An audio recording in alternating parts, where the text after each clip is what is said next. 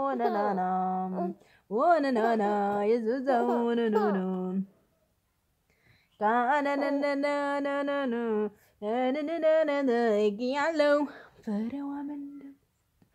Tuh, oh na na na, Jesus oh na na na, mama, na farfad dume, na farfannaa ishee mucaan xinnoon tokko ati mucaadha naan hin jettu wallaala jettee nan tuffatu ija jaalalaa na ilaalta yeroo na aarsaa na booddo. Ameen jedhe. No no no no no no no maa kolfitaa na farfadhu. Wangelai wadidi wadidi didi dudi da da da da ni ni ni ni ni ni ni ni ni ni oh na na na na oh na na na na oh na gazola. Amin je amma waaqeffannee kaanirra faarfannee kaanirra amma sagalee waaqayyoo dhageenyaa jechuudha. Sagalee waaqayyoo aga'uu fi of qopheessi. Sagalee waaqayyoo dhaggeeffachuudhaaf of qopheessin jenna. Wangeela kunooti kutaa macaafa wangeela keessaa bakka tokko siin dubbisaa isaarratti waaqayyoon karannaa jechuudha. Kutaa kam sii dubbisu macaafa faarfannaa keessaan sii dubbisa. Kutaa macaafa faarfannaa keessaa bakka tokko sii dubbisaati na dhaggeeffadhu. Akkas jedha macaafa faarfannaa boqonnaa 125 lakkoofsa 1 fi 2 si dubbisa. Ameen jedhe. Macaafa faarfannaa boqonnaa 125 lakkoofsa 1 hanga 2 si dubbisa. Akkas jedha. Warri waaqayyoon amanatan akka tulluu xiyoon isa hin mixxiqneeti. Ameen jedhe. Isa bara baraan dhaabbatuuti. Akkuma tulloonni Yerusaalemitti naanna'anii jiranii akkasuma immoo waaqayyoo amma jalqabee hamma bara baraatti karaa hundumaa naannoo saba isaatti jira. Ameen jedhe. Ati bor saba guddaadha saba tokko maal jedhe seete waaqayyoo ergamaa waaqayyoo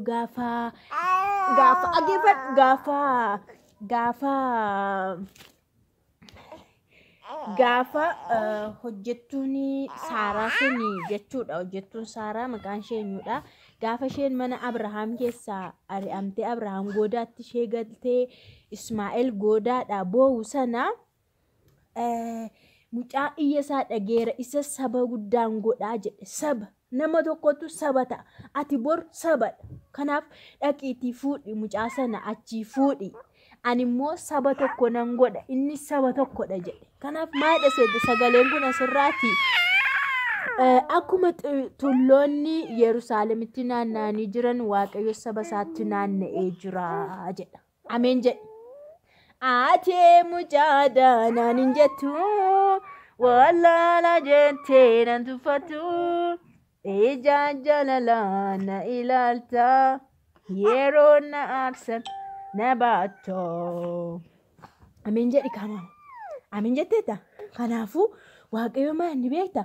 Amma kaasee hamma bara baraatti naannoo kee jira. Naannoo keenya jira jechuudha. Naannoo saba isaa jira jechuudha. Kanaafuu ati saba tokkodha. Sabni tokko ganaa saba baay'ee si keessaa ba'a. Saba baay'ee si keessaa baasiin jechuudha. Kanaaf sagalee baay'ee nama eebbisu kutaa wangeelaa baay'ee nama eebbisu si dubbisee waaqayyo yeroo hundumaa naannoo keenya jira. Akka tulloonni Yerusaalemitti naanna'anii jiran ani saba kootti naanna'een jira jedha. Ani saba kootti jedha. Kanaaf waaqayyo nu waan jira taanaan nutti naanna'ee jira taanaan nu saba isaa taanuu wajjin jira taanaan homtuu nun argatu jechuudha. Rakkinni nun argatu, jallinni nun argatu, hamaan nun argatu, afurri hamaan nun argatu, yaani diinaa nurratti hin hojjetu, karoorri diinaa nurratti hin hojjetu, mul'anni diinaa nurratti hin hojjetu. Maaliif beektaa? Anatu saba kootti naanna'ee jira jedha. Ati saba tokkodha. Saba tokko ameen jedhe. Maqaa Yesuusiin ati saba tokko ameen jedhe. Maqaa Yesuusiin wangeela lallabdaa hin faarfattaa sagalee waaqayyoo dabarsitaa hin lallabda ameen jedhe. Ameen jetteeta. sirratti hojjeta. Kanaafuu sagalicha mee irra deebi'ee tanan si dubbisaa jechuudha. Maal jedha seete? Boryoo si gaafadhe natti himta. Warri Waaqayyoon amanatan akka tulluu Xiyoon isa hin mixxiqneeti. Isa bara baraan dhaabbatuuti. Warri Waaqayyoon amanatan maa'inni akka tulluu Xiyoon hin mixxiqanii isa hin kufneeti jechuudha isaan. Ageessita maama? Ameen jetteetta? Kanadha. Kutaan si lallabe kanadha. Waaqayyo akkuma tulloonni Yerusaalemitti naanna'anii jiran akkasuma immoo Waaqayyo amma jalqabee hamma bara baraatti karaa hundumaa naannawaa saba isaa jira jedha. Naannawaa saba isaa jira. Ameen jedhe. Naannawaa saba isaa jira. Naannawaa uummata isaa jira. Naannawaa warra isa amanatan jira. Naannawaa ijoollota isaa jira. Ameen jedhe. Ameen jedhe. Ameen jedhe. Maqaa Yesuusiin sirratti ta'eera. Naannoo kee jira. Naannoo keenya jira. Jireenya keenya irra jira. Ameen. Ameen ameen ameen ameen ameen ameen ameen. Faarfannaa tokko naaf faarfadhu kaa. Ishee hiddidiyaan faarfatte. Ati mudaataa nan hindatu. Walaala deetee nan dubbatu. Riidata lala na ilaalta. Yeloon naasat na baada. Dedi. Ati mudaataa nan hindatu. Walaala deetee nan dubbatu. Riidata lala na ilaalta. Yeloon naasat na baatoo. Dedi jeni yuuti nono godhaati simbaafata ameen dedi ameen ameen ameen ameen. Ameen jedhi maama sagalee kanarratti Waaqayyoon hin galateeffanna. Hin galateeffanna ameen jettaati moshi. Yaa Waaqayyo galanni siif haa ta'u. Waa'ee yeroo kanaatiif galatoomi. Waa'ee sa'aatii kanaatiif galatoomi. Waa'ee sagalee kennutti dubbatteef galatoomi. Ani naannawaa saba koon jira. Ani naannawaa keessa hin jira waan jetteef galatoomi. Ani saba koo wajjin nan jira. Ammaa kaasee warra na amanatan akka tulloonni Yerusaalemitti naanna'anii jiraniin ani naannawaa saba koo nan jira. Nan jiraadha waan jetteef si haa galatu. Galanni siif haa ta'u. Ati kabajamii. Ulfaadhu yaadni diinaa karaatti hafu. Karoorri diinaa fashalaa'u. Mul'anni diinaa fashalaa'u. Ati lol jedhii. Ameen. Faarfannaa nu faarfadhu. Faarfannaa faarfanneetu sagantaa keenya irraa goolamna. Sagantaa keenya hin goolamna maama. Faarfannaa samaaddeetu faarfanna. Faarfannaa sallee. Samaal jedhu. Sittaddan bahu. Hiddannu rakkoo sit qabateera. Sittaddan bahu. Seenaan lubbuu koo sitti hidhateera. Sittaddan bahu. Hiddannu rakkoo sit maataneera. Sittaddan bahu. Edannana go nera gatame. Ativuudama hindubbiifama.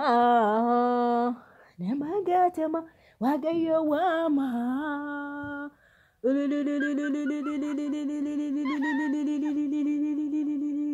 Mee galata eessa harka kana. Galata eessa. Sagalee eessa sagalee. Sagalee ageessis sagalee galata. Sagalee galata ageessis.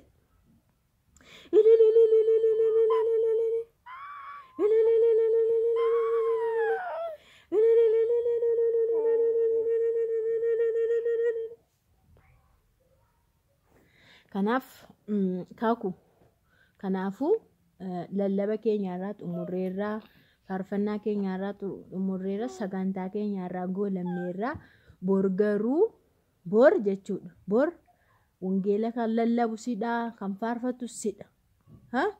Itti qophooftee galgala kana irratti kadhattee itti qophoofteetu dhufta. Ishii jedhe Waaqayyo si gargaara ayyaana isaa si baay'isaa. Bor kunoo kutaa macaafa faarfannaa yookaan odoo babbaadee nu dubbistaa faarfannaa nu faarfattaa kadhannaa nu kadhatteetu Waaqayyo nu galateeffattaa jechuudha. Bor dabaree keete anarra kadhadheera harasi agarsiiseera kan. Ishii maako kaakushii